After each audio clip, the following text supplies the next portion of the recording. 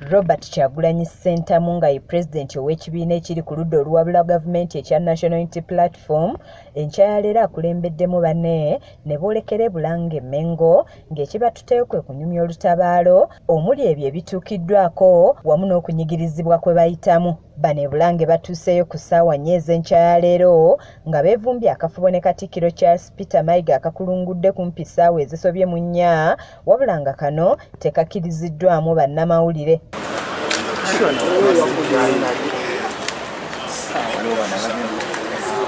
Oluvuddeyo boogeddeko ne bannamawulire nga Kyagulanyi alambuludde ebimu ku ebyo bye boogeddeko ne Katikiro omuli embeera ey'okunyigiriza bannayuganda gye bayitamu omuli ekibbataka okubuzibwawo ebitongole ebikuumaddembe wamu n'ebirala.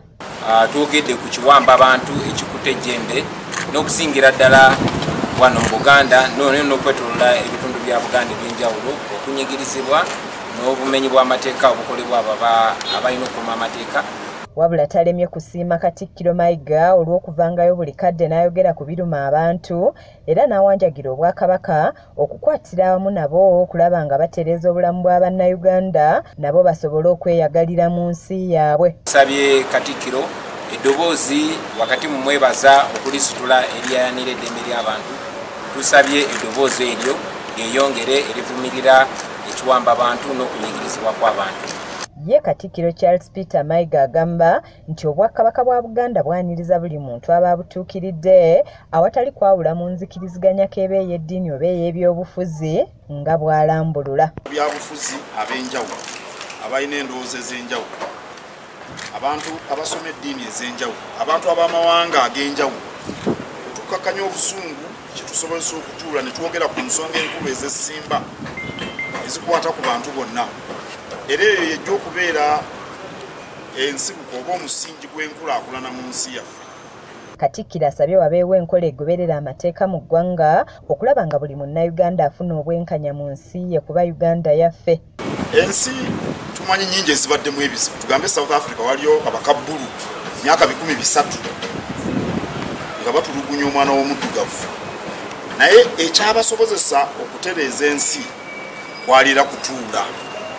Awo nno twagala obukulembeze nga butambulira mu mateeka.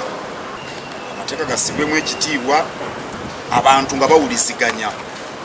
Kitwetaagisa okukakkanya obusungu mu Uganda kuba Uganda tuyineemu ffenna. Ono era asabye ne bannabyabufuzi okussaawo empuliziganya ennungi wamu n'okuteeseganya kuba bonna ekiruubirirwa kyabwe kyakulaba nga bannayuganda beeyagala. Ensi eno okukula n'eyitimuka n'ekinagisobozesa okutuuka mu ddaala ebayita yaddeyaddeko kyetaaga nga tuwuliziganya nga bannayuganda. Sirowooza nti waliwo ensonga etasobola kwogerwako. Awo nno ffe tulina eddoboozi ng'Obwakabaka erigamba bannabyabufuzi ku mitendera gyonna ekisooka basinganemu ekitiibwa, ekyokubiri bawuliziganye batuule boogere ku bizibu buli omu nga bw'abiraba. Kizza Peter yakusakidde eggulire lino ku lwa KSTV agaaleero.